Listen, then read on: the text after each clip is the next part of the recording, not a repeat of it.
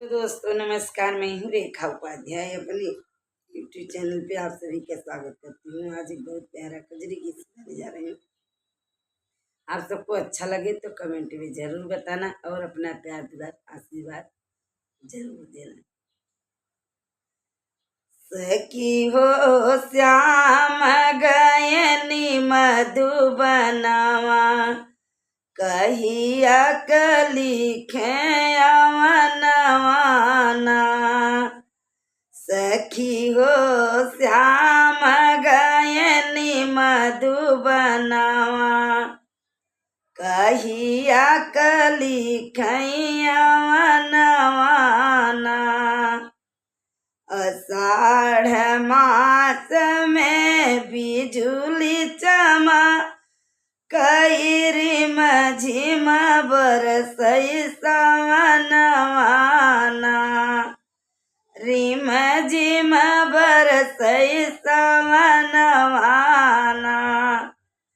भादव मास हमई डरला, गए नाही घर बाटे सजनवाना। भादव मास हमई डर लागे, नाही घर बाटे सजनवाना। सखी हो श्याम गयनी मधुबनवा, कब तक लिखे अवनवाना। सखी हो श्याम गयनी मधुबनवा, कब तक लिखे अवनवाना।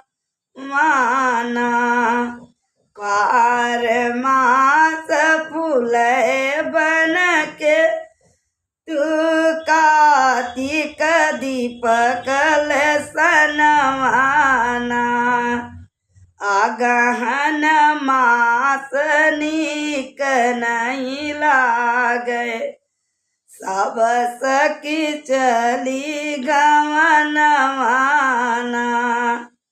सखी हो श्याम गयनी मधुबनवा, कहिया लिखई अवनवाना। पूस मास में परई टूसाला, मगवा में कांपई कर जवाना।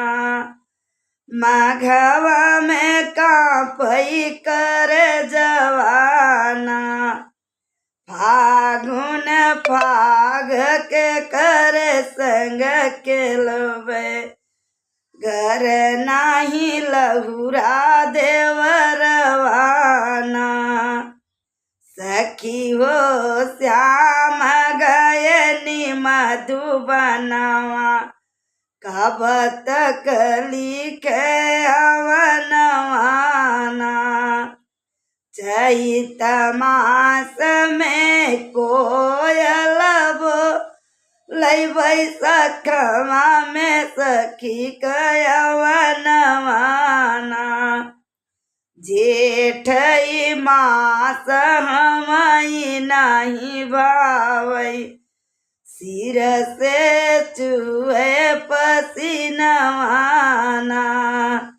सखी हो ना सखी हो श्याम गयनी मधुबनवा, कब तक लिखे अवनवाना।